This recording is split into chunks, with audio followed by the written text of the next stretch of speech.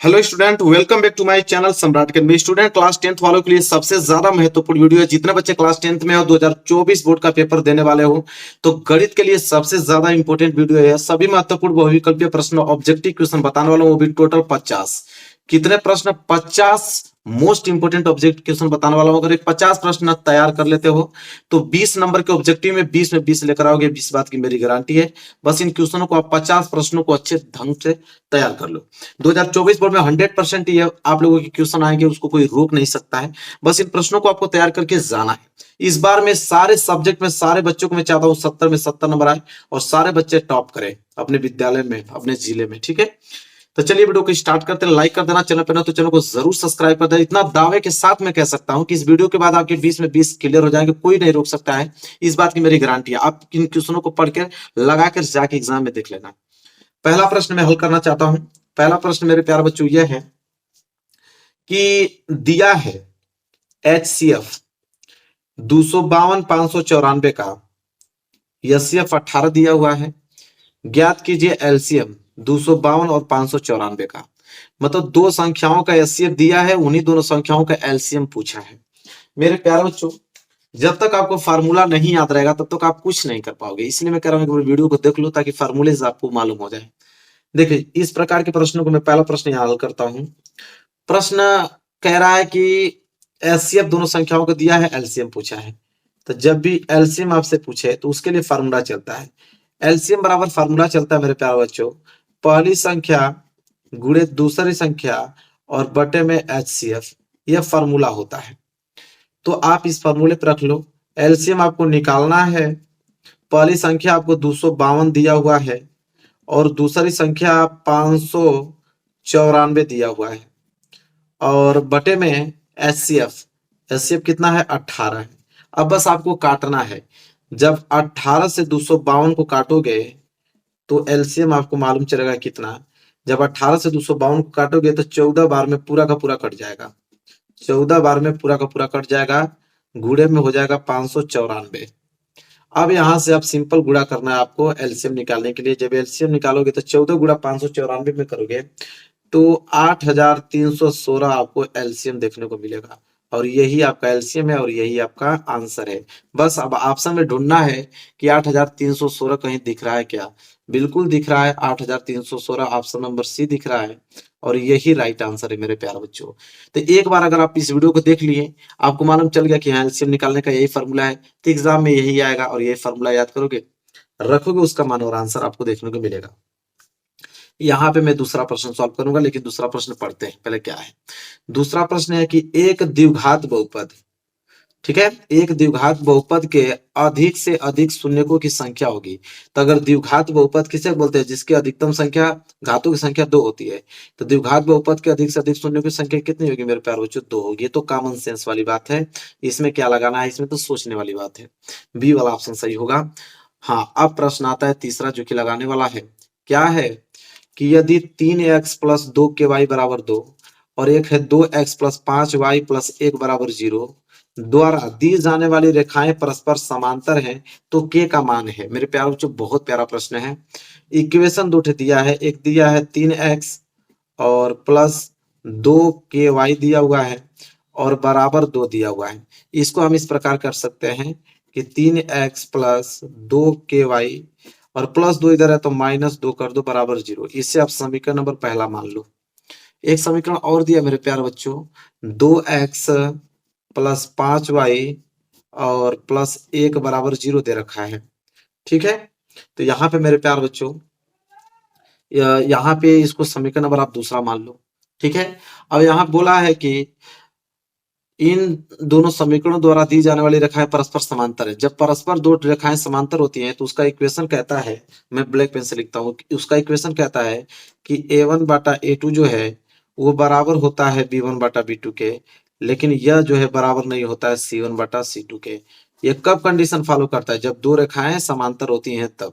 ठीक है, तो मेरे प्यार बच्चों, पहले आप A1 B1 का वैल्यू निकालो। तो समीकरण नंबर पहला से A1 B1 C1 का वैल्यू निकलेगा, समीकरण नंबर दूसरा से A2 B2 C2 का वैल्यू निकलेगा। तो चलो पहले A1 का वैल्यू निकालते हैं समीकरण पहला से। तो A1 बराबर 3, ठीक है, इसी तरह B1 बराबर मेरे प्यारे बच्चों कितना आ जाएगा 2k, और C1 बराबर मेरे प्यारे बच्चों -2। इसी तरह अगर मैं यहाँ से A2 निकालूं तो A2 बराबर कितना आ जाएगा 2, और B2 बराबर दूसरा का समीकरण से 5। इसी तरह C2 बराबर कितना आ जाएगा 1। अब वैल्यू निकल गया तो अब पुट अप कर दो। A1 का वैल्यू कितना है 3, A2 का वैल्यू कितना है 2, बराबर है B1 का वैल्यू कितना है 2k, और B2 का वैल्यू कितना है 5। बस अब इतना सही हल हो जाएगा। ठीक है, अब क्या करना है, तिर्यक गुणा कर दो। 2 को गुणा 2k में करोगे तो 4k आ जाएगा, बराबर 5 दिया 15। अब यहाँ से k का वैल्यू मैं निकालूं तो 15, 4 गुणा में उधर जाएगा तो 4 भागे में आ जाएगा। ठीक है, तो k का मान कितना गया 15/4, और यही आपका आंसर कहलाएगा। और ऑप्शन में देखोगे तो जरूर मिलेगा 15/4। तो 15/4 जैसा तीसरा का ऑप्शन देखो, सी वाला ऑप्शन 15/4। बस हो गया। तो एक बार लगा के जाओगे ना तो एग्जाम में पूरा दिमाग काम करेगा, आपको सारे क्वेश्चन लगाकर चले आओगे। चलो आगे बढ़ते हैं, अगला प्रश्न देख लो, प्रश्न नंबर 4। प्रश्न नंबर 4 है कि समीकरण दिया हुआ है, पूछ रहा है विविध कर ज्ञात कीजिए। तो देखो एक समीकरण आपको दिया है कि 3x² माइनस के 2x प्लस 1/3 बराबर 0 दिया हुआ है। इसको आप तुलना कर लो ax² plus bx plus c बराबर 0 से। ठीक है, अब यहाँ विविधकर निकालना है। तो विविधकर का फार्मूला चलता है, जब तक मालूम नहीं रहेगा कुछ नहीं कर पाओगे। तो d बराबर b² माइनस 4ac, ये जो है मेरे प्यारे बच्चों ये विविधकर निकालने का फार्मूला है। जब तक ये नहीं याद रहेगा तब तक आप लगा ही नहीं पाओगे। तो पहले ए बी सी के वैल्यू निकालो। तो यहाँ से देखो x² से x² कैंसिल, तो a बराबर 3, आप डायरेक्ट भी निकाल सकते हो। b बराबर x से x कैंसिल, b बराबर -2, और c बराबर 1/3। ठीक है, जब निकल गया तो d बराबर विविधकर बराबर b², b का वैल्यू क्या है -2, फिर -4 गुणे a का वैल्यू कितना है 3, और c का वैल्यू कितना है 1/3। 3 से 3 आप कैंसिल कर देना है। d बराबर -2 का स्क्वायर करोगे तो +4, फिर -4 गुणा 1 में करोगे तो 4।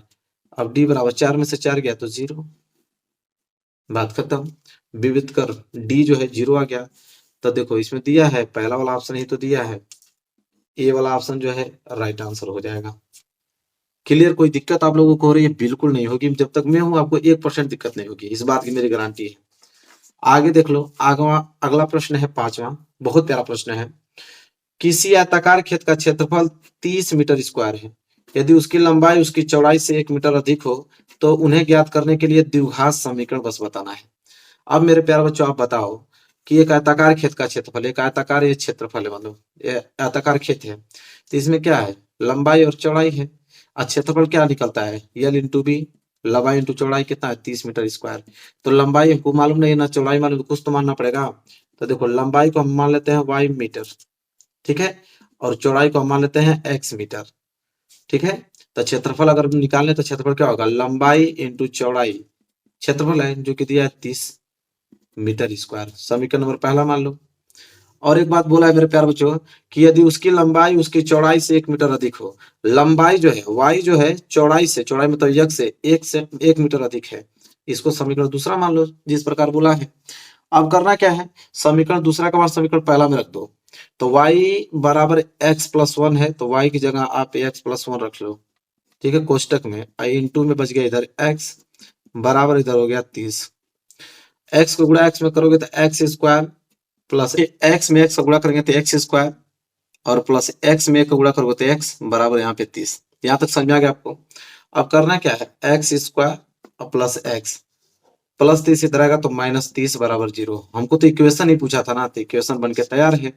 देखो ऑप्शन में दिया है x² प्लस x -30 बराबर 0, तो x² प्लस x -30 बराबर 0, ऑप्शन नंबर तीसरा। लो बन गया। तो इतना आसान होता है मेरे प्यारे बच्चों, बस एक बार आप लगा कर चले जाओगे ना तो फिर आपको कोई दिक्कत नहीं होगा। चलिए अब 6 प्रश्न की तरफ बढ़ते हैं।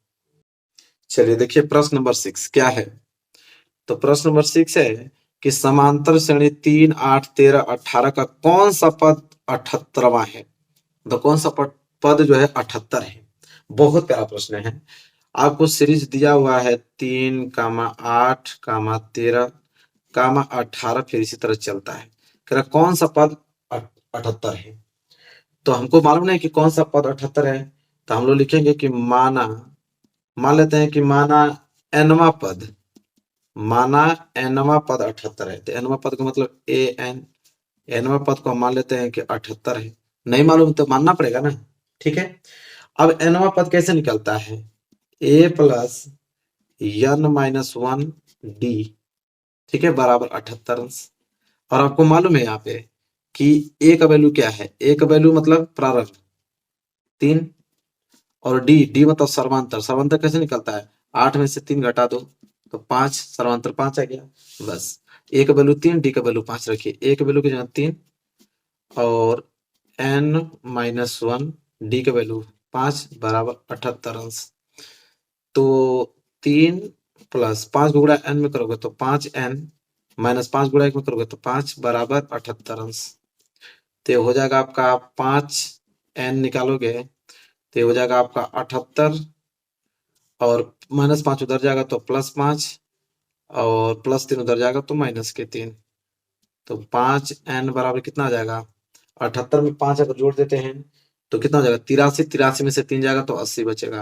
और यहाँ से n निकालोगे तो 80/5 आ जाएगा। घटाओगे तो n बराबर 16, तो मतलब 16वां, ठीक है, 16वां पद जो है 78वां होगा। तो यहाँ पे लिख देना कि 16वां पद 78वां है, मतलब 78 है। तो 16वां पद मतलब ऑप्शन बी। ठीक है, कोई दिक्कत नहीं होना चाहिए। बहुत आसान तरीका से मैं आपको बता रहा हूँ, 1% दिक्कत नहीं होगी। अगला प्रश्न देखिए, प्रश्न नंबर 7वां। और प्रश्न नंबर 7वां भी वेरी वेरी मोस्ट इंपोर्टेंट प्रश्न है मेरे प्यारे बच्चे। देखो कैसे लगाते हैं इसको, बहुत प्यारा प्रश्न है कि एबीसी तथा डीईएफ दो समरूप त्रिभुज हैं, दोनों त्रिभुज जो है समरूप हैं, तथा कोण ए बराबर 57 अंश और कोण ई बराबर 75 अंश। तो कोण सी का वैल्यू पूछा है। मतलब कि अगर हम बात करें, अगर मैं दो त्रिभुज अगर बना देता हूँ यहाँ पे, एक का नाम रख देता हूँ ए बी सी, एक का नाम है आपका डी ई एफ, और दोनों जो है वो समरूप है। इतना बोल दिया आगे से, दोनों समरूप हैं। ठीक है, अब देखो दोनों समरूप का मतलब कि त्रिभुज ए बी सी जो है वो समरूप है त्रिभुज डी ई एफ के। देखो बहुत प्यारा प्रश्न कैसे लगाएंगे। और एक चीज बोला इसमें कि कोण ए बराबर दे रखा है कितना? 57 अंश दे रखा है। और कोण बी बराबर जो है वो दे रखा है, बी कह रहा हूँ, कोण ई बराबर 75 अंश दे रखा है। अब करना क्या है मेरे प्यारे बच्चों? देखो त्रिभुज की समरूपता की कसौटी जानते हो, ए। यहाँ लिख लेना, त्रिभुज की समरूपता की कसौटी ए से, मतलब एंगल से कोण ए जो होगा कोण डी के बराबर होगा, कोण बी जो होगा कोण ई के बराबर होगा, कोण सी जो होगा वो कोण एफ के बराबर होगा, क्योंकि त्रिभुज जो है समरूप है। तो यहाँ पे लिखेंगे कोण ए जो होगा वो कोण डी के बराबर होगा, और कोण बी जो होगा वो कोण ई के बराबर होगा, और कोण सी जो होगा वो कोण एफ के बराबर होगा। ठीक है, क्योंकि समरूप त्रिभुज के संगत कोण बराबर होते हैं, इसलिए मैं कह रहा हूँ। ठीक है, समरूप त्रिभुज के संगत कोण बराबर होते हैं। अब त्रिभुज एबीसी में देखो, एबीसी में क्या होता है? त्रिभुज के तीनों अंतःकोणों का योग 180 अंश होता है। मतलब कोण ए प्लस कोण बी और कोण सी बराबर कितना अंश होता है? 180 अंश। अब कोण ए का वैल्यू दिया है 57 अंश, रख देंगे।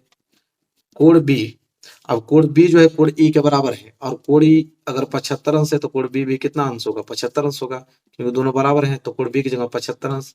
कोण सी निकालना है हमको 180 अंश। तो कोण सी निकालोगे तो 180 अंश माइनस इन दोनों को जोड़ोगे तो कितना हो जाएगा? 7 5 12, फिर 7 5 12, 132 अंश घट जाएगा। तो हो जाएगा कोण सी बराबर 180 में से 132 जाएगा तो 48 अंश।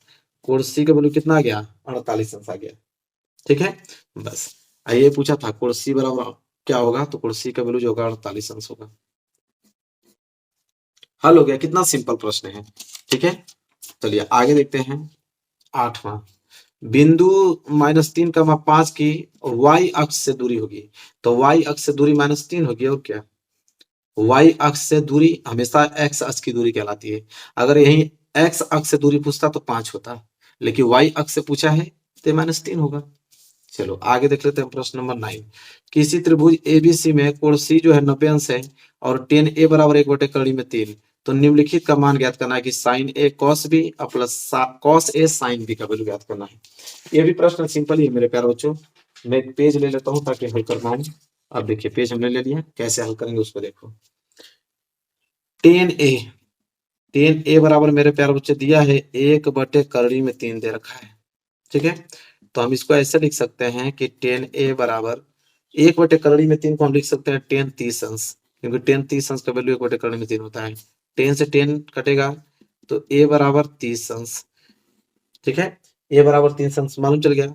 और कोण सी का वैल्यू 90 अंश दिया ही है, कोण सी बराबर 90 अंश दिया है। और इतनी जानकारी तो आपको है कि त्रिभुज एबीसी है, तो त्रिभुज के तीनों अंतःकोणों का 180 अंश होता है। तो कोण ए और कोण बी और कोण सी बराबर कितना अंश होता है? 180 अंश। तो कोण ए का वैल्यू 30 अंश दिया ही है, कोण बी का वैल्यू निकाल लो, कोण सी बराबर 90 अंश दिया ही है, बराबर 180 अंश। जब कोण बी निकालोगे तो 180 अंश माइनस 90 और 30 120 अंश घट जाएगा इधर जाकर। तो बी बराबर कितना आ जाएगा यहाँ पे? 60 अंश। तो कोण बी बराबर मेरे प्यारे बच्चों 60 अंश आ गया। अब हमसे वैल्यू किसका पूछा है? Sign A cos B plus cos A sine B का। तो यहाँ पे हमसे वैल्यू पूछा है साइन ए कॉस बी और plus cos A sine B का वैल्यू पूछा है। तो ये हो जाएगा आपका साइन ए का वैल्यू कितना अंश आया है? 30 अंश, तो साइन 30 अंश। कॉस बी का वैल्यू 60 अंश, तो 60 अंश। फिर कॉस ए का वैल्यू कितना अंश आया था? 30 अंश। फिर साइन बी का वैल्यू कितना आया है? 60 अंश, तो साइन 60 अंश। अब बस वैल्यू रखना है। जैसे यहाँ पे साइन 30 अंश का वैल्यू कितना होता है? 1/2। और कॉस 60 अंश का वैल्यू भी आपको उतना ही होता है 1/2। और कॉस 30 अंश का वैल्यू कितना होता है? करड़ी में 3/2 इंटू साइन 60 अंश का वैल्यू सेम वही होता है, करड़ी में 3/2। एक में एक का गुणा करोगे तो एक, दो में दो का गुणा करोगे तो चार, करड़ी में 3 का गुणा करड़ी में 3 करोगे तो 3, दो का दो में गुणा करोगे तो 4। तो नीचे तो 4 ही आएगा क्योंकि सेम है, और ऊपर जोड़ लो 1 और 3 4, 4 का जब 4 में भाग दोगे तो आंसर कितना आएगा? 1। तो 1 का मतलब मेरे प्यारे बच्चों ऑप्शन नंबर सी। बात खत्म। सी वाला ऑप्शन जो है बिल्कुल करेक्ट आंसर हो जाएगा। आगे बढ़ते हैं 10वां प्रश्न, देखो क्या है। 10वां प्रश्न मेरे प्यारे बच्चों यह है 1 से 9 तक की प्राकृतिक संख्याओं का समांतर माध्य है। अब समांतर माध्य कैसे निकलता है? 1 से लेकर 9 तक की प्राकृतिक संख्या कौन है? 1 2 3 4 5 6 7 8 9 प्राकृतिक संख्या है। समांतर माध्य कहता है कि जोड़ दो। समांतर माध्य क्या कहता है? जितनी भी संख्या है जोड़ दो। कितनी संख्या है? 1 2 3 9, 9 से भाग दे दो, यहाँ पर निकल जाएगा समांतर माध्य।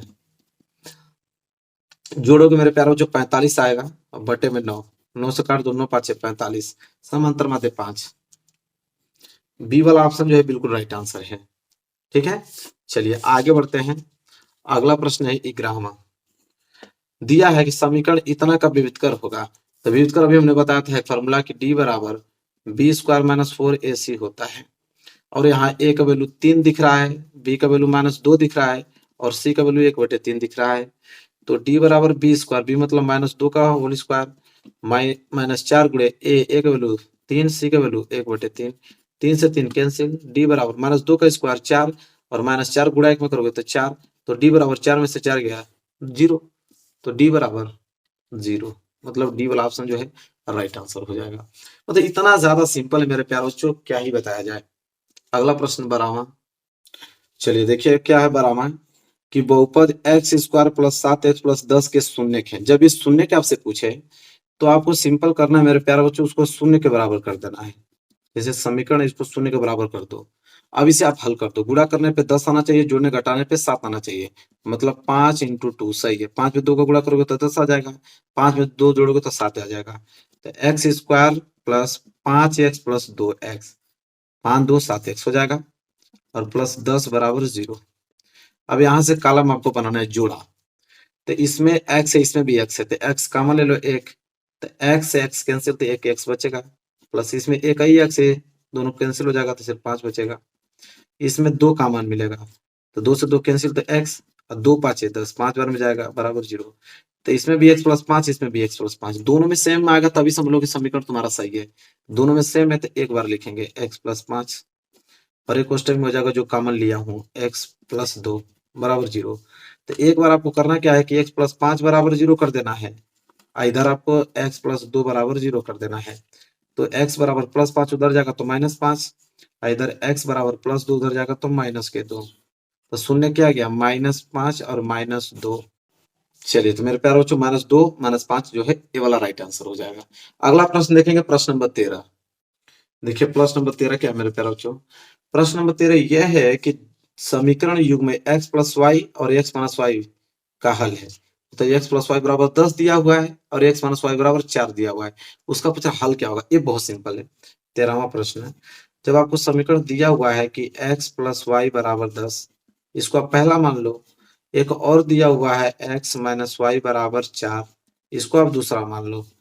देखो प्लस वाई माइनस वाई तो जोड़ दो, जोड़ने पे दोनों कट जाएगा, plus y minus y, x x मिलकर हो जाएगा 2x बराबर 10 में 4 जोड़ोगे तो हो जाएगा 14। तो x बराबर क्या आ जाएगा आपका 14/2, 2 से कटाओगे तो x बराबर 7। अब इसी x का मान जो है वो समीकरण पहला में रख लो, तो x की जगह आप क्या रखोगे 7 प्लस वाई बराबर 10, तो y बराबर क्या आ जाएगा 10 माइनस के 7, तो y बराबर कितना आ जाएगा 3। तो x बराबर 7 y बराबर 3। देखो दिया है x बराबर 7 y बराबर 3, मतलब बी वाला ऑप्शन, x बराबर 7 और y बराबर 3 राइट आंसर हो गया। चलो आगे देखते हैं प्रश्न नंबर 14।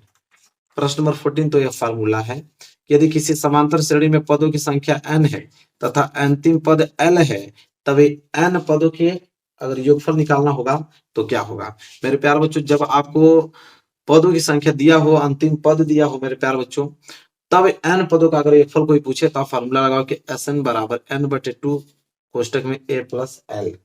बी वाला ऑप्शन जो है राइट आंसर हो जाएगा। सिंपल है, तो याद करने वाला चीज था। 15वां प्रश्न देखो क्या है। यदि त्रिभुज एबीसी में ए बी बराबर 6 कड़ी में 3 दिया हुआ है, ए सी बराबर 12 दिया हुआ है, बी सी बराबर 6, तो यहाँ पे कोण बी का मान पूछा है। अब मेरे प्यारों जो आप बताओ, सिंपल एक त्रिभुज बना लो, ठीक है। ये आपका ए है, ये आपका बी है, आपका सी है। ए बी बराबर 6 कड़ी में 3 दिया हुआ है, तो इसको आप 6 कड़ी में 3 रख लो। ए सी बराबर 12 दिया हुआ, तो ए सी को आप 12 मान लो। बी सी बराबर 6, बी सी बराबर 6 मान लो। अब मेरे प्यारे बच्चों पूछा है कि इस कोण बी का मान क्या होगा। तो ये आपका समकोण त्रिभुज है। समकोण त्रिभुज में पाइथागोरस प्रमेय चलता है कि कर्ण का स्क्वायर बराबर लंब का स्क्वायर प्लस आधार का स्क्वायर। अगर यह पाइथागोरस फार्मूला काम कर दिया तो समझ लो ये बी वाला जो है 90 अंश हो जाएगा। तो पहले चेक कर लो, कर्ण जो है AC है तो AC का स्क्वायर, लंब आपका AB है तो AB का स्क्वायर, आधार आपका BC है तो BC का स्क्वायर। देखो बराबर होता है, AC मतलब 12 का स्क्वायर, ठीक है। AB मतलब कि 6 कड़ी में 3 का होल स्क्वायर। वहीं BC की अगर हम बात करें तो 6 का होल स्क्वायर। तो 12 का करोगे तो कितना आ जाएगा 144 बराबर 6 का करोगे तो 36, गुणे कड़ी में 3 का करोगे तो 3 और प्लस 6 का करोगे तो 36। तो 144 बराबर 36, 18 3 3 9 1 10, 108 प्लस 36, तो इधर 144 और इधर 108 में 36 जोड़ोगे तो ये भी 144, मतलब बराबर आ रहा है। बराबर आ रहा है मतलब समकोण त्रिभुज है और कोण बी का वैल्यू जो होगा वो 90 अंश होगा 100%। तो 90 अंश मतलब ए वाला ऑप्शन जो है बिल्कुल राइट आंसर हो जाएगा क्वेश्चन नंबर 15 का। चलिए आगे बात करेंगे, क्वेश्चन नंबर 16 देखेंगे। देखो क्वेश्चन नंबर 16 क्या मेरे प्यारे बच्चों कि दो बिंदु दिया है, एक 2,3, एक दिया 4,1 की बीच की दूरी पूछा है। ये भी प्रश्न बहुत ही ज्यादा सिंपल मेरे प्यारे बच्चों। देखो अगर आपको एक रेखा दिया हुआ है, इसको आप ए मान लो, इस बिंदु को आप बी मान लो, ठीक है। तो ए का निर्देशांक आपको दिया है 2,3 और बी का निर्देशांक दिया हुआ है आपको 4,1 दिया हुआ है। दो बिंदुओं के बीच की दूरी मतलब ए बी के बीच की दूरी पूछ रहा है। तो ये होता है आपका x1 y1 और इससे आप मानोगे x2 y2। और दो बिंदुओं के बीच की दूरी का सूत्र चलता है मेरे प्यारे बच्चों। जब तक सूत्र नहीं मालूम रहेगा तब तक आप हल नहीं कर पाओगे। सूत्र कहता है मेरे प्यारे बच्चों यहाँ पे कि x1 माइनस x2 का whole square plus y1 minus y2 का होल स्क्वायर, ये फार्मूला कहता है। अब रखना है आपको वैल्यू, तो ए बी बराबर क्या हो जाएगा करणी में x1 मतलब कि 2 माइनस x2 मतलब 4 का whole square plus y1 3 minus y2 1 का होल स्क्वायर। तो हो जाएगा ए बी बराबर करणी में 2 माइनस 4 मतलब -2 का होल स्क्वायर और 3 में से 1 जाएगा तो 2, 2 का होल स्क्वायर। तो ए बी बराबर क्या आ जाएगा -2 का स्क्वायर करोगे तो +4 ही आएगा और 2 का स्क्वायर करोगे तो 4 ही रहेगा। तो ए बी बराबर 4 4 8। तो ए बी बराबर 8 को आप कैसे लिख सकते हो 4 गुणे 2 लिख सकते हो। तो ए बी बराबर 4 का वर्गमूल 2, लेकिन 2 का वर्गमूल नहीं निकलता तो ऐसे ही रहेगा। ए बी मतलब दो बिंदुओं के बीच की दूरी कितना गया, 2 करोड़ी में 2 इकाई। तो 2 करोड़ी में 2 का मतलब कि सी वाला ऑप्शन जो है बिल्कुल राइट आंसर हो जाएगा। कोई दिक्कत मेरे प्यारे बच्चों? 1% दिक्कत होगी तो बताइएगा आप। अगला प्रश्न देखिए, प्रश्न नंबर 17 कह रहा है कि कौन सा भाज्य संख्याओं का युग्म है। सभाज्य संख्याओं का मतलब ये होता है मेरे प्यारे बच्चों कि अगर दो संख्या दिया हुआ, मान लीजिए ए बी, अगर इन दोनों संख्याओं का आप एचसीएफ निकालते हो और एचसीएफ आपका एक आ जा रहा है, तो समझ लीजिए कि दो दो संख्याओं दो मतलब सभाज्य संख्याओं का युग्म बनाएगा। ठीक है, तो इसका राइट आंसर मेरे प्यारे बच्चों 18-25 होगा, क्योंकि 18-25 का जब आप एलसीएम निकालोगे ना, अरे एलसीएम कह रहा हूँ, एचसीएफ निकालोगे ना, तो एक ही आएगा। निकाल कर देख लेना। ठीक है, निकाल के क्या देखना मैं बता देता हूँ। देखो जैसे 18 को आप क्या लिख सकते हो, 2 × 3 × 3। इसी तरह आप 25 को क्या लिख सकते हो, 5 × 5। तो इसको लिखोगे 2, एक बार है तो 2 पे पावर 1, 3 2 बार है तो 3 पे पावर 2, यहाँ 5 2 बार है तो 5 पे पावर 2 हो जाएगा। ठीक है, और गुणा में एक तो सबके छिपा होता है। कुछ कॉमन मिल रहा है, कुछ कॉमन नहीं मिल रहा है। कॉमन आपको एक ही मिल रहा है, जो कॉमन मिलता है वही आपका क्या कहलाता है, एचसीएफ। तो एचसीएफ देखो एक आ गया ना, मतलब ये सब भाज्य संख्याओं का युग्म बनाएगा। और किसी भी का एचसीएफ एक नहीं आएगा, चेक कर लेना, किसी का भी एचसीएफ एक नहीं आएगा सिवाय 18 और 25 का। ठीक है, चलिए आगे देखते हैं प्रश्न नंबर 18। प्रश्न नंबर 18 है कि यदि समीकरण दिया है कि 3x² - 12x + k = 0 के मूल बराबर हैं तो k का मान है।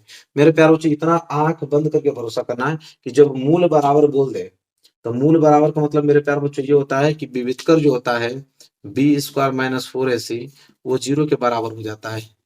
ठीक है, तो चलो आपको समीकरण दिया है 3x² - 12x + k = 0। तो यहाँ a बराबर क्या हो जाएगा 3, b बराबर -12 और c बराबर k। अब वैल्यू रख दो, तो b² मतलब -12 का होल स्क्वायर -4 × a 3, c का वैल्यू क्या है k बराबर 0। -12 का स्क्वायर करोगे तो +144, -4 × 12 k बराबर 0। सिंपल करना क्या है, 144 बराबर -12 के उधर जाएगा तो +12 k। अभी 12 से काटा दो 144, 12 12 में कट जाएगा, तो k बराबर 12। k का ही वैल्यू पूछा था कि k का मान बताओ, तो k का मान 12, मतलब ऑप्शन डी जो है इस प्रश्न का राइट आंसर हो जाएगा। ठीक है, चलिए आगे बढ़ते हैं मेरे प्यारे बच्चों। अगला प्रश्न देख लो क्या है।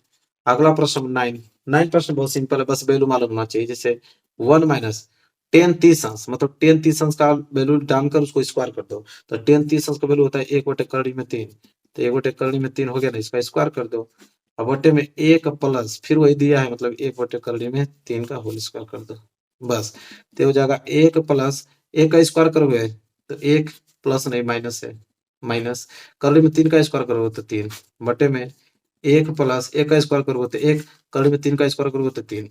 जब इसे हल करोगे मेरे प्यारे बच्चों तो 3 एकम 3 3 में से एक जाएगा तो 2/3, फिर पूरे बटे में 3 एकम 3 1 4, 4/3 आ जाएगा। ठीक है, इस 3 से 3 कैंसिल, ऊपर बच गया 2, नीचे बच गया 4। इसको कैंसिल करोगे तो 2 एकम 2, 2 दूनी के 4, 1/2 आ जाएगा।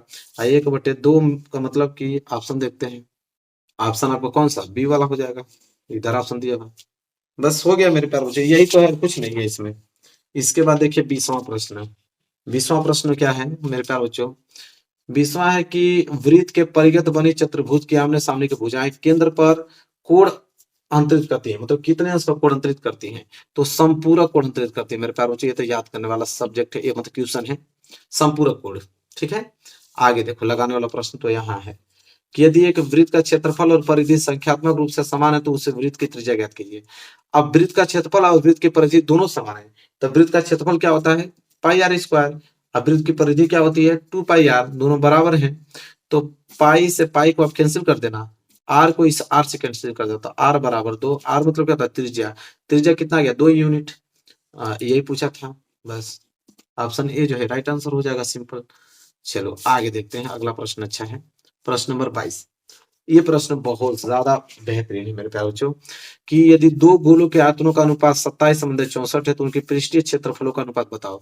दो गोलों के आयतनों का अनुपात, मान लेते हैं दो गोले का आयतन है, एक गोले का आयतन क्या होता है 4/3 पाई r1 का क्यूब, ये पहले गोले का आयतन है, बटे में दूसरे गोले का आयतन 4/3 पाई r2 का स्क्वायर, बस त्रिज्या अलग अलग मान लो, r1 r2 त्रिज्या मान लो।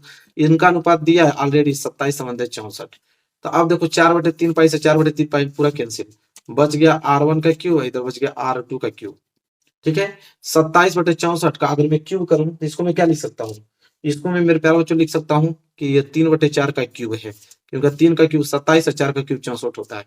अब देखो इसको R1 का क्यूब बटे R2 का क्यूब है, तो इसको मैं इस तरह लिख सकता हूँ R1 बटे R2 का क्यूब, दोनों को साथ में लिख सकता हूँ, और बराबर ये तो आपका 3/4 का क्यूब है ही, तो क्यूब से क्यूब कैंसिल हो जाएगा, इधर बच जाएगा R1 बटे R2 बराबर 3/4। लो, लेकिन बोला तो क्या है, उनके पृष्ठीय क्षेत्रफल का अनुपात, तो गोले के पृष्ठीय क्षेत्रफलों का अनुपात पूछा है। फार्मूला क्या कहलाता है मेरे प्यारे बच्चों, कि 4 पाई R1 का स्क्वायर बटे 4 पाई R2 का स्क्वायर, यह गोले के पृष्ठीय क्षेत्रफलों का अनुपात है। तो 4 पाई से 4 पाई कैंसिल, R1 का स्क्वायर बटे R2 का स्क्वायर, R1 का वैल्यू कितना है 3, R2 का वैल्यू 4, इसका स्क्वायर कर दो, 3 का स्क्वायर 9, 4 का स्क्वायर 16, मतलब 9/16, मतलब 9/16 जो है वो राइट आंसर आ जाएगा। 9/16 मतलब ए वाला ऑप्शन जो है बिल्कुल करेक्ट आंसर हो जाएगा। चलिए आगे बढ़ते हैं, प्रश्न नंबर 23वां सॉल्व करते हैं। 23वां प्रश्न देखिए मेरे प्यारे बच्चों क्या है, 23वां प्रश्न यह है, 23वां तो फार्मूला है कि बेलन का वक्र पृष्ठीय ज्ञात करने के लिए सूत्र, तो बेलन का वक्र पृष्ठीय ज्ञात करना होगा तो क्या होगा 2 पाई r h तो होता है, और क्या बेलन का वक्र पृष्ठ ज्ञात करने के लिए सूत्र क्या होता है 2 पाई r h होता है। चलो आगे, अगला प्रश्न 24वां, वह बड़ी से बड़ी संख्या जिसमें 125 और 70 को विभाजित करने पर शेषफल क्रमशः 8 और 5 प्राप्त होता है। मेरे प्यारे बच्चों 125 से जब विभाजित करते हैं तो 8 शेषफल बचता है, और 70 को विभाजित करते हैं तो 5 बचता है, घटा दो तो इधर बच जाएगा 117, इधर बच जाएगा 65, बस इन दोनों का आप एचसीएफ निकाल लो। ठीक है, एचसीएफ निकालोगे तो 13 आ जाएगा। ठीक है, तो वो संख्या 13 है, 13 को 125 में भाग दोगे तो कितना बढ़ जाएगा, ठीक है 13 नवा 117 और 8 आपका शेषफल बच जाएगा, इधर 13 5 65, शेषफल 5 बच जाएगा, मतलब संख्या कौन सी है 13 है, मतलब बी वाला ऑप्शन जो है बिल्कुल राइट आंसर है। कितना सिंपल है, एक बार बस आपने वीडियो इसको देख लिया ना, एग्जाम में सारे क्वेश्चन करके आओगे। चलिए देखिए अगला 25वां प्रश्न, कि समीकरण 3x+2y बराबर 6 और y बराबर 0 का हल होगा। तो लो कितना सिंपल है, जब आपको 3x+2y बराबर 6 दिया हुआ है, इधर y बराबर 0 दे रखा है, तो जहां पे y आएगा वहां पे 0 रख लेना, तो हो जाएगा 3x+2 गुणे y आ गया ना, तो y की जगह 0 रख लो बराबर 6, तो ये तो हो जाएगा 3x+2 को गुणा 0 में करोगे तो 0 बराबर 6, तो 3x में 0 को जोड़ोगे तो 3x ही तो आएगा बराबर 6, x का वैल्यू निकालोगे तो 6/3 कैंसिल कर दो, तो x बराबर 3 दूनी के 6, x बराबर 2 आ गया। ठीक है, तो हल ज्ञात करना था, हल जब भी लिखते हैं तो हमेशा x, y के रूप में लिखा जाता है, तो x का वैल्यू 2 और y का वैल्यू 0, हल जो होगा 2, 0 होगा, 2, 0 का मतलब पहला वाला ऑप्शन बिल्कुल राइट आंसर हो जाएगा। लो इतना आसान तो है, करना क्या है कुछ नहीं।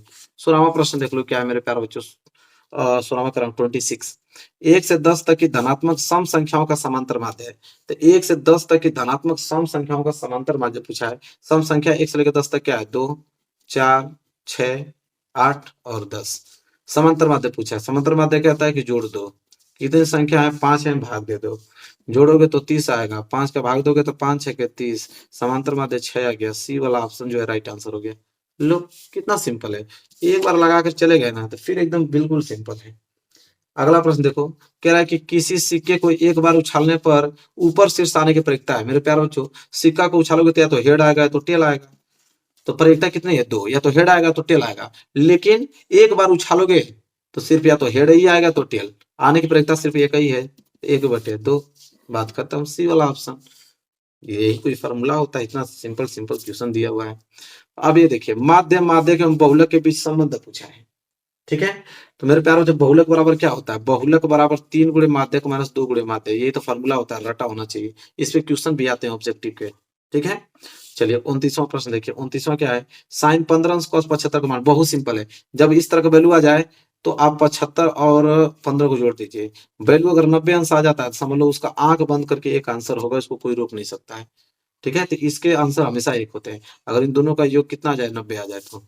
आगे देख लो उसी फार्मूला पे आ गया, किसी में बराबरता बट्टा का माध्य दिया है 24 संबंध 1, ठीक है 24.1 दिया हुआ है, बहुलक आपका 28 दिया है, उसका माध्यक होगा। अब मेरे प्यारे बच्चों अभी हमने फार्मूला आपसे बताया कि फार्मूला था बहुलक बराबर 3 गुणे माध्यिका,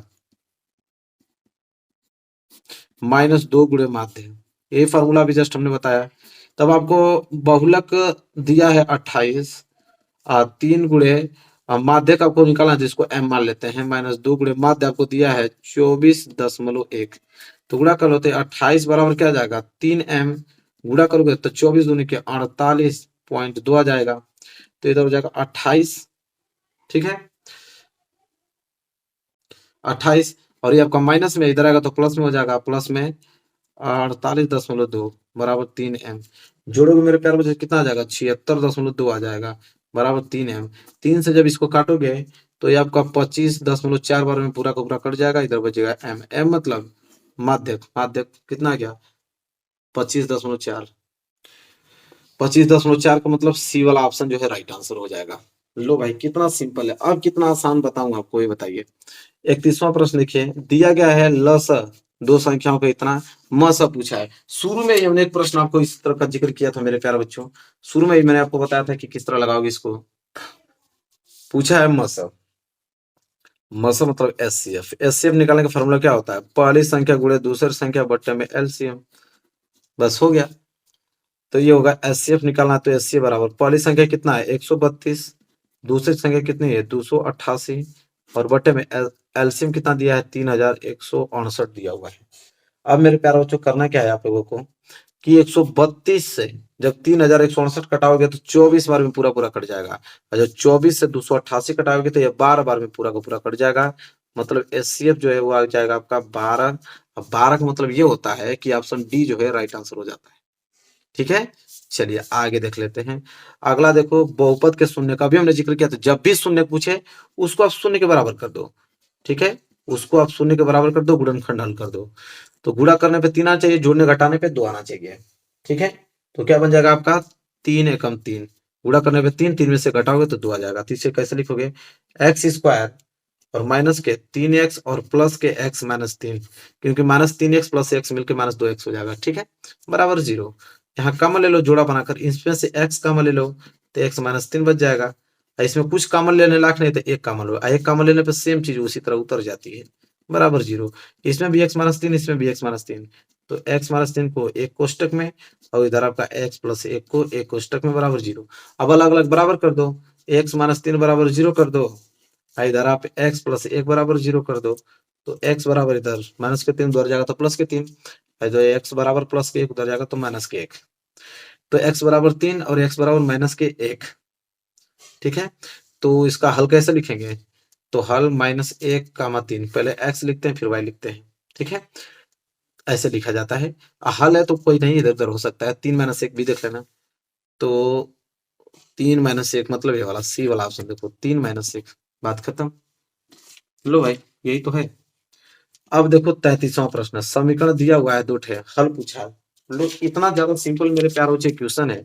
जब आपको बोला है कि x - y बराबर 2, पहला मान लो, और एक दिया आपको x प्लस वाई बराबर 2, इसको दूसरा मान लो, तो जोड़ने पे -y प्लस वाई कैंसिल हो जाएगा, x x मिलके 2x बराबर 2, 2 मिलके 4, 2 से कटा दो, x बराबर 2। अब इसे x का वैल्यू मेरे प्यारे बच्चों दूसरा में रख लो, तो x 2 प्लस वाई बराबर 2, तो y बराबर 2 प्लस 2 उधर जाएगा तो -2, y बराबर 0, y में बराबर 0 आएगा, 2 में से 2 जाएगा तो x बराबर 2 y बराबर 0, x बराबर 2 y बराबर 0 का मतलब बी वाला ऑप्शन जो है बिल्कुल राइट आंसर हो जाएगा, कोई दिक्कत नहीं होना चाहिए। चलिए आगे देख लेते हैं 34। यदि द्विघात कह रहा है कि यदि द्विघात समीकरण 3x square minus 12x plus m बराबर 0 के मूल बराबर हैं तो m का मान, अभी हमने जस्ट आपको बताया था कुछ देर पहले कि जब मूल बराबर हो जाता है ना, मतलब विविध कर b स्क्वायर माइनस 4ac 0 के बराबर हो जाता है। अब यहां से निकाल लो, a बराबर क्या होगा, a का वैल्यू 3, b का वैल्यू -12 और c का वैल्यू इधर m दिया हुआ है, बस रखना है। b का वैल्यू -12 का होल स्क्वायर -4 गुणे a का वैल्यू 3, c का वैल्यू m बराबर 0 हो जाएगा। तो -12 की स्क्वायर प्लस 144, -4 3 12 m बराबर 0, तो इधर हो जाएगा 144 बराबर -12 m उधर जाएगा तो +12 m, 12 से 144 12 12 में कट जाएगा बराबर m, m बराबर 12 देना तो चाहिए डी वाला ऑप्शन। लो भाई हो गया, आगे देख लो 35वां। एक यदि एक समांतर श्रेणी का सर्वांतर आपको दिया है -4, मतलब डी बराबर आपको -4 दिया हुआ है और 10वां पद -8 है। ठीक है, 10वां पद भी आपको दिया है -8। 10वां पद यहाँ लिख लेना। 10वां पद, 10वां पद कितना दिया है? -8। 10वां पद निकालने का फॉर्मूला क्या होता है मेरे प्यारे बच्चों? 10वां पद यहाँ पे लिखना। 10वां पद निकालने का फॉर्मूला होता है a + 9d। 10वां पद आपको कितना दिया है? -8। तो -8 बराबर a मतलब क्या होता है? ए वैल्यू निकालना है हमको, प्रथम पद बोला है ना कि प्रथम पद होगा, तो ए जो है प्रथम पद प्लस n इंटू डी सर्वांतर -4 दिया हुआ है। ठीक है, तो इसको हल करेंगे तो इधर हो जाएगा -8 बराबर ए -9 चौको 36, तो -8 इधर -36 प्लस 36 हो जाएगा बराबर ए, तो -8 प्लस 36 कितना हो जाएगा? 28 बराबर ए। मतलब प्रथम पद जो है 28 होगा, और क्या। सी वाला ऑप्शन जो है बिल्कुल राइट आंसर हो गया। चलो अगला प्रश्न देखो, प्रश्न नंबर 36 कह रहा चित्र में डीई जो है बीसी के समानांतर है। ठीक है, जो बोला है पहले आप उसको नोट कर लो यहाँ पे, ताकि हल करने में आसान होगा। एक चीज बोल दिया है कि डीई जो है वो बीसी के समानांतर है। ठीक, एडी बराबर आपको एक्स दिया हुआ है और डीबी बराबर आपको x-2 दिया हुआ है। इधर आपका ए बराबर x+2 दिया हुआ है और ईसी बराबर आपको x-1 दिया हुआ है और x बराबर क्वेश्चन में x का वैल्यू पूछा है। तो देखिए कितना आसान है, यही चित्र है। इसी चित्र में बोला है कि यह दोनों रेखाएं क्या है? समानांतर है। और AD बराबर x, मतलब AD बराबर x और DB बराबर यहाँ पे x-2 और इधर AE बराबर जो आपको दिया है x+2 और EC बराबर आपको दिया है x-1। ठीक है, अब देखिए मेरे प्यारे बच्चों, अगर दो रेखाएं समानांतर हैं किसी भी त्रिभुज में तो भुजाएं समानुपात होती है, मतलब AD बटे में DB और AE बटे में EC होता है। तो यहाँ पे लिख लेना AD बटे में डीबी समानुपात होता है यहाँ पे ए बटे में ईसी। ठीक है, ये होता है थेल्स प्रमेय के अनुसार। तो एडी का वैल्यू कितना दिया है? एक्स, और डीबी का वैल्यू कितना दिया है? x-2 बराबर ए का वैल्यू x+2 और ईसी का वैल्यू x-1 दिया है। ठीक है, अब इसको मेरे प्यारे बच्चों हल करना है। ठीक है, देखो कैसे हल होगा। तो यहाँ पे आप गुणा कर लो, x में x से गुणा करोगे तो x² माइनस x को गुणा 1 में करोगे तो x बराबर इधर आपका देखो a माइनस बी और a प्लस बी, तो a माइनस बी और a प्लस बी मेरे प्यारे बच्चों क्या होता है फॉर्मूला? a² माइनस b² होता है। तो इधर हो जाएगा a² मतलब x का स्क्वायर, b² मतलब -2 का स्क्वायर, तो हो जाएगा x² माइनस x बराबर x² माइनस 2 का स्क्वायर करोगे तो 4, x² से x² कैंसिल, माइनस से माइनस कैंसिल, x बराबर 4 आ गया, बात खत्म। x बराबर 4 मतलब ऑप्शन डी जो है इस प्रश्न का राइट आंसर हो जाएगा। आगे देखो प्रश्न नंबर 37, प्रश्न नंबर 37 है। अगला प्रश्न देखो 37 क्या है? एक थैले में 3 लाल गेंद और 2 नीली गेंद है। तो थैले में यादृच्छिक छाया के एक गेंद निकाली जाती है, एक नीली गेंद निकाले जाने की प्रक्रिया। अरे मेरे प्यारे बच्चों, 3 लाल गेंद 2 नीली गेंद, टोटल मिला के कितने गेंद है? 5 गेंद। और कौन सी गेंद निकाली जाती है? नीली गेंद निकाली जाती है। नीली गेंद की संख्या कितनी है? 2 है, मतलब 2/5 होगा। सी वाला ऑप्शन जो है राइट आंसर हो जाएगा। कितना सिंपल है मेरे प्यारे बच्चों। अगला प्रश्न देखो क्या है। अगला प्रश्न मेरे प्यारे बच्चों, प्रश्न नंबर 38 जो है वो है आपको 5, 10, 15, R, 20, 35 और 40 का समांतर माध्य 21 है, तो R का मान। मेरे प्यारे बच्चों आपको मालूम होना चाहिए कि समांतर माध्य कितना सिंपल। समांतर माध्य क्या कहता है? जोड़ दो जितनी भी संख्या है, मतलब 5 + 10 + 15 प्लस R + 20 और प्लस 35 और प्लस इधर 40, जोड़ दो। कितना संख्या है? भाग दे दो। तो 1, 2, 3, 4, 5, 6, 7 है, 7 का भाग दे दो। समांतर माध्य आपको ऑलरेडी दे रखा है, समांतर माध्य 21, 21 बराबर क्या होगा? इनको जोड़ो, इनको जोड़ोगे तो मेरे प्यारे बच्चों 125 प्लस R आएगा और बटे में 7, तो 7 एकम 7 और 7 दूनी के 14, 147 बराबर 125 प्लस R, तो 147 इधर घट जाएगा 125 आकर बराबर R। 147 में से 125 घटाओगे तो 22 बचेगा, इधर R का वैल्यू 22 आ गया। कितना सिंपल है, अब इतना कैलकुलेशन नहीं कर सकते हो। 22 मतलब बी वाला ऑप्शन सही हो जाएगा। ठीक है, अब देखिए अगला प्रश्न, प्रश्न नंबर 39 क्या है मेरे प्यारे बच्चों? प्रश्न नंबर 39 एक लंबवृत्तीय बेलन के आधार पर क्षेत्रफल 9 पाई सेंटीमीटर स्क्वायर है, तो उसके आधार का व्यास होगा। मेरे प्यारे बच्चों, एक लंबवृत्तीय बेलन की अगर हम बात करें तो देखो ये बेलन है। ठीक है, आधार का क्षेत्रफल, ये वाला जो आधार है उसका आधार जो होता है वृत्ताकार होता है, उसका क्षेत्रफल 9 पाई सेंटीमीटर स्क्वायर दिया है। तो आधार के व्यास पूछा है, यहां से लेकर यहां तक व्यास। तो वृत्त है तो वृत्त का क्षेत्रफल क्या होता है मेरे प्यारे बच्चों? पाई आर स्क्वायर। तो पाई आर स्क्वायर बराबर 9 पाई सेंटीमीटर स्क्वायर दिया है। तो पाई से पाई कैंसिल, और आर का वैल्यू निकालोगे तो स्क्वायर उधर जाएगा तो वर्गमूल हो जाएगा। तो 9 का वर्गमूल 3, आर बराबर 3। हमको व्यास निकालना है डी, तो डी क्या होता है 2r, त्रिज्या का दुगुना होता है, तो डी बराबर 2 इंटू आर का वैल्यू 3, 3 दूनी के 6, मतलब त्रिज्या और व्यास जो है 6 सेंटीमीटर आ जाएगा। 6 सेंटीमीटर मतलब मेरे प्यारे बच्चों डी वाला ऑप्शन जो है बिल्कुल राइट आंसर हो जाएगा। आगे देखो प्रश्न नंबर 40 क्या है। प्रश्न नंबर 40 मेरे प्यारे बच्चों है कि मैदान में खड़ी एक कार 75 मीटर ऊंची मीनार से अवनमन कोण 30 अंश है, तो मीनार के आधार से कार की दूरी, मेरे प्यारे बच्चों ये जमीन है, ठीक है, ये आपका क्या है मेरे प्यारे बच्चों मीनार है, ठीक है। मीनार जो है 75 मीटर ऊंचा है मेरे प्यारे बच्चों। मीनार से अवनमन कोण, तो अवनमन कोण मेरे प्यारे बच्चों ऊपर से नीचे देखते हैं तब अवनमन कोण होता है, तो उसके लिए एक रेखा बनाना पड़ेगा, और ये आपका अवनमन कोण कहलाता है। कितना अंश है 30 अंश, अगर ये 30 अंश है तो ये भी 30 अंश होगा, एकांतर अंतर कोण, ठीक है। और इसका नाम रख लो ए है, ये आपका बी है, और ये आपका क्या है सी है। तो अगर ये 30 अंश, ये भी 30 अंश पूछा है मेरे प्यारे बच्चों, क्या मीनार के आधार से कार की दूरी, ये आपका कार है और ये मीनार का आधार है, तो कार की दूरी पूछा है, कार की दूरी मीनार के आधार से, मतलब ए बी का दूरी पूछा है। ए बी निकालना है मेरे प्यारे बच्चों, तो लंब दिया है, ये आपका आधार है, लंब बटे आधार टेन थीटा में होता है, तो यहाँ लिख लो टेन थीटा, थीटा की जगह 30 अंश रख लो, टेन 30 अंश बराबर लंब बटे आधार, लंब का वैल्यू आपका 75 अंश, आधार का वैल्यू ए बी निकालना है। टेन 30 अंश का वैल्यू कितना होता है, 1 बटे करड़ी में 3 होता है, इधर 75 अंश बटे ए बी, तो ए बी को गुणा 1 में करोगे तो ए बी, और इधर 75 गुणा करड़ी में 3 करोगे तो 75 करड़ी में 3 आ जाएगा, बस यही होगा राइट आंसर मेरे प्यारे बच्चों। 75 करड़ी में 3 देना चाहिए, लो पहला वाला ऑप्शन, इतना सिंपल सिंपल आता है, एक बार जब प्रैक्टिस कर लोगे ना तो पूरा का पूरा एकदम एकदम इजी हो जाएगा। अब इसका वैल्यू पूछा है, कितना सिंपल है, 2 गुणे टेन 45 अंश का वैल्यू कितना होता है, 1 होता है, तो 1 का स्क्वायर प्लस कॉस 30 अंश, कॉस 30 अंश का वैल्यू करड़ी में 3 बट्टे 2, उसका होल स्क्वायर, फिर माइनस साइन 60 अंश का वैल्यू कितना होता है, वही होता है, करड़ी में 3 बटे 2 ही होता है, इसका होल स्क्वायर हल करना है।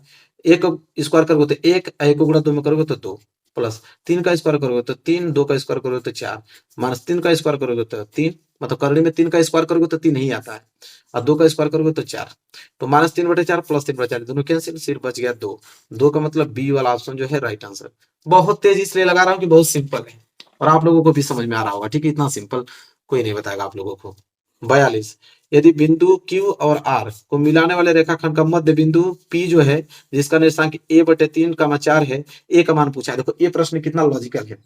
अब देखो मध्य बिंदु का निर्देशांक निकालने के लिए अगर मैं x का निर्देशांक निकालूं, तो मध्य बिंदु में जब x का निर्देशांक निकाला जाता है तो फॉर्मूला क्या होता है, x1 प्लस x2 बटे 2, यही होता है। और x1 का वैल्यू कितना है मेरे प्यारे बच्चों, माइनस के 6, और प्लस x2 का वैल्यू कितना है, माइनस के 2, तो हो जाएगा माइनस के 2, अब बटे में 2, ठीक है। और x का निर्देशांक a बटे 3 दिया है, तो इसके जगह a बटे 3 रख लो, तो हो जाएगा a बटे 3 बराबर माइनस के 6 माइनस के 2 बटे 2, तो a बटे 3 बराबर माइनस के 8 बटे 2, ये हो जाएगा a बटे 3 बराबर माइनस के 4, तो a बराबर माइनस के 12, गुणा हो जाएगा 4 3 12, तो a बराबर माइनस के 12, माइनस के 12 का मतलब बी वाला ऑप्शन लो। इतना सिंपल कौन बताएगा हम लोगों को, कोई नहीं बता सकता है। आगे देखते हैं अगला प्रश्न, देखो क्या है अगला प्रश्न मेरे प्यारे बच्चों 43, द्विघात समीकरण इतना के मूलों का गुणनफल। आप देखो मूलों का गुणनफल 100% एग्जाम में आना है, इसका फार्मूला चलता है मेरे प्यारे बच्चों, लिख लो बहुत जल्दी, मूलों का गुणनफल, एक प्रश्न तो बनना अनिवार्य है। तो मूलों का गुणनफल कहता है मेरे प्यारे बच्चों अचर पद और बटे में आप एक्स स्क्वायर का गुणांक, अचर पद और बटे में एक्स स्क्वायर का गुणांक, ये कहता है मेरे प्यारे बच्चों मूलों का गुणनफल, ठीक है। तो अचर पद इसमें क्या दिखाई दे रहा है, 0, और एक्स स्क्वायर गुणांक 3, तो 0 बटे 3 का मतलब 0, ए वाला ऑप्शन राइट आंसर हो जाएगा। फॉर्मूला याद रखना, मूलों का गुणनफल अचर पद बटे एक्स स्क्वायर का गुणांक होता है, ठीक है। आगे अगर हम बात करें मेरे प्यारे बच्चों, अगला प्रश्न देखो, चलिए देखिए 44 प्रश्न क्या है, संख्या 156 का अभाज्य गुणनखंड। अब सिंपल 156 का अभाज्य गुणनखंड का मतलब एलसीएम निकालो, सिंपल 2 से कटाओगे 2 7 14, 2 8 16, 2 से कटाओगे 2 3 6, 2 9 18, 3 से कटाओगे 13 3 39, अब 13 1 13, 2 2 बार है तो 2 पे पावर 2, 3 एक बार है तो 3 पे पावर 1, 13 एक बार है तो 13, बस हो गया, मतलब बी वाला ऑप्शन लो। इतना ज्यादा सिंपल क्वेश्चन पूछेगा है कि कोई हिसाब नहीं है, आप पूरा का पूरा करके चले आओगे। बोला है 45वां, के किस मान के लिए रैखिक समीकरण युग्म अनेक हल होंगे। अब अनेक हल होने का प्रतिबंध आपको मालूम है, अनेक हल होने का प्रतिबंध ये होता है कि a1/a2 बराबर होता है b1/b2 के, और वो भी बराबर होता है c1/c2 के। ये आपका होता है अनेक हल होने का प्रतिबंध। दो समीकरण दिया है, यहाँ से a1b1c1, इधर से a2b2c2 निकालो। तो a1 बराबर के, b1 बराबर y कह रहा हूँ, y की जगह एक छिपा है ना, b1 बराबर एक, ठीक है। इधर आपका C1 बराबर के स्क्वायर, इधर आपका A2 बराबर एक, ठीक है, A2 बराबर एक। इधर मैं B2 निकालूं तो B2 बराबर इधर हो जाएगा के, और C2 बराबर इधर एक। बस अब वैल्यू रखिए, A1 के, A2 की जगह एक बराबर B2 की जगह एक, अब B2 की जगह, अरे B1 की जगह एक, और B2 की जगह यहाँ पे के। बस इतना सही हो जाएगा। के में के का गुणा करोगे तो के स्क्वायर, एक में एक का गुणा करोगे तो एक, के बराबर ये वर्ग उधर जाएगा तो वर्गमूल, तो के बराबर एक का वर्गमूल क्या होता है, प्लस माइनस एक, तो के बराबर एक आ जाएगा। तो के बराबर प्लस माइनस एक, पहला वाला ऑप्शन। अब इसमें कोई बताने वाली बात थोड़ी है, इतना सिंपल। अब ये बताओ, समांतर श्रेणी का सर्वांतर, सर्वांतर डी बराबर क्या होता है, एक में से तीन घटा दो तो डी बराबर माइनस के दो, बात खत्म। सर्वांतर कैसे निकलता है, दूसरे पद में से पहले पद को घटा दो, सर्वांतर निकल जाता है। अब इतना सिंपल सिंपल क्वेश्चन 47। यदि सेक थीटा बराबर दो तो थीटा का मान होगा, इसको मैं यही हल कर देता हूँ। लो, सेक थीटा बराबर दो तो थीटा का वैल्यू पूछा, थीटा का वैल्यू क्या होगा। अब मेरे प्यारे बच्चे ये बताओ कि सेक थीटा बराबर, इधर आपको दो दिया, दो को मैं क्या लिख सकता हूँ, सेक 60 अंश नहीं लिख सकता हूँ, सेक से सेक कैंसिल, थीटा बराबर 60 अंश। अब ये भी कोई प्रश्न है, ये भी कोई प्रश्न है, सी वाला। आगे देखो 48वां, प्रथम 10 अभाज्य पूर्णांकों के माध्यिका है। तो प्रथम 10 अभाज्य पूर्णांकों की माध्यिका पूछा है, ये प्रश्न अच्छा है, थोड़ा अच्छे ढंग का क्वेश्चन है। तो प्रथम 10 अभाज्य पूर्णांक संख्या कौन है, एक तो 2, 3, 5, 7, 11, फिर 13, फिर 17, फिर 19, 19 के बाद आपके 23 हो जाएगा, 23 के बाद 29। ये आपके 10 अभाज्य पूर्णांक हैं, उनकी माध्यिका पूछा है। तो देखो कितने 10 हैं, तो n बराबर 10, तो 10 का मतलब सम संख्या हो गया। तो जब भी सम संख्या आ जाए तो माध्यिका कैसे निकलता है, फॉर्मूला आपको मालूम है कि नहीं। तो जब भी सम संख्या आ जाए तो माध्यिका निकालने का सूत्र क्या होता है कि n/2वां पद, इसको नोट कर लो, n/2वां पद प्लस n/2 प्लस 1वां पद, और पूरे के पूरे बटे में 2। ये फॉर्मूला होता है जब सम संख्या होता है। तो n का वैल्यू 10, तो 10/2, 2 5 10, कट के क्या आ जाएगा, 5वां पद, और इधर क्या हो जाएगा, 2 5 10, 5 और 1 6वां पद, डायरेक्ट में लगा रहा हूँ, ठीक है, और बटे में 2। 5वां पद क्या है, 1 2 3 4 5, 5वां पद 11, 6वां पद 13, तो 5वां पद 11 प्लस 6वां पद 13 बटे 2, जोड़ोगे तो कितना देगा, 24/2, हटा दोगे तो 12। लो, 12 का मतलब बी वाला ऑप्शन। इतना सिंपल सिंपल प्रश्न है, क्या ही किया जाए। आगे देखो 49, यदि द्विघात समीकरण दिया विविध कर। अभी मैंने बताया कि डी बराबर बी स्क्वायर माइनस 4ac होता है। तो डी बराबर बी का वैल्यू क्या है, -6 का होल स्क्वायर, -4 गुणे ए का वैल्यू 3, सी का वैल्यू 4। जिस प्रकार मैं लगा रहा हूँ उसी तरह तुम भी लगाओगे, बस एक बार लगा के तो देखो। -6 का 36, 4 3 12, 12 चौका 48। तो डी बराबर 36 - 48 माइनस के 12, बात खत्म, सी वाला ऑप्शन। ऐसे ही लगा कर जाओगे, मैं कह रहा हूँ ना, इससे बात थोड़ी प्रश्न जाएगा। ऐसे ही जितना तेज में लगा रहा हूँ ना, उतना ही तेज आप एग्जाम में लगा के आओगे, अब पूरा 20 में 20 नंबर लेके आओगे। लास्ट प्रश्न 50वां है कि निम्नलिखित में से कौन सा केंद्रीय प्रवृत्ति की माप नहीं है। तो केंद्र प्रवृत्ति की माप, अच्छा बताइए, माध्य होता है कि नहीं, नाम सुना हो गया, बहुलक भी आपने नाम सुना ही हो गया, ठीक है, माध्यिका का नाम सुना ही होगा, ये मानक विचलन का नाम नहीं सुना होगा, यही डी वाला ऑप्शन जो है राइट आंसर है। केंद्रीय प्रवृत्ति की माप नहीं है मानक विचलन। 50 प्रश्न हमने बताया मेरे प्यारों, 50 प्रश्न एक बार लगा के चले जाओ, 20 में 20 नहीं करके आए तो कहना, मेरा 100% गारंटी, इससे बाहर प्रश्न नहीं आएंगे ऑब्जेक्टिव के, लिख के रखो। वीडियो को लाइक कर देना, इतना शेयर करो, सारे फ्रेंड 20 में 20 नंबर लेके ऑब्जेक्टिव में आए इस वीडियो के माध्यम से। तो मेरे प्यारों से वीडियो को लाइक कर देना, चैनल पर तो चैनल को जरूर सब्सक्राइब कर लेना। मिलेंगे एक प्यारे से नेक्स्ट वीडियो में, तब तक के लिए धन्यवाद।